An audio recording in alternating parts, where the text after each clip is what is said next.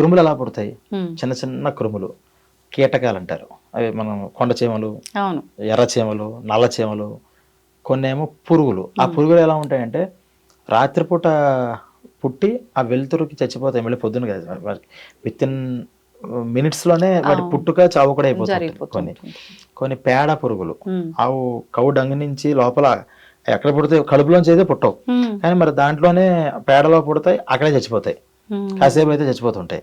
ఇటువంటి జన్మలన్నీ ఎప్పుడు వస్తాయి అంటే చాలా ఒబీడియంట్గా, సాత్వికంగా, ఒక మంచి మనిషి అంటాం, చాలా మంచి మనిషి, చాలా అమాయకుడు అని. అమాయకుడు అంటే ఏంటంటే తన పని తను చేయడం తప్పితే మాయల మాటలు ఆడడం, అబద్ధాలు ఆడడం, ఇంకోళ్ళు ఇబ్బంది పెట్టడం, కన్నింగ్ మెంటాలు ఏమీ లేకుండా తన పని తను చూసుకుంటూ ఉంటే వాళ్ళ హృదయాన్ని కానీ వాళ్ళ శరీరాన్ని కానీ గాయపరిచిన వాళ్ళకి ఈ క్రిమి కీటక జన్మలు వస్తాయి అని చెప్పారు. అంటే సాఫ్ట్ గోయింగ్ పర్సన్స్ జోలికి వెళ్ళకూడదు, వాళ్ళు చాలా డేంజర్. ఎందుకంటే హార్ష్గా ఉండే వాళ్ళతో కూడా మనం చేస్తే సరే ఇద్దరు ఒకటే కదా అని వదులుతారేమో, కానీ భగవంతుడు మంచి వాళ్ళ జోలికి వెళ్ళకూడదు. మంచి వాళ్ళ హృదయాలు గాయపెట్టిన వాళ్ళ శరీరాలు కొంతమంది కొడుతూ ఉంటారు.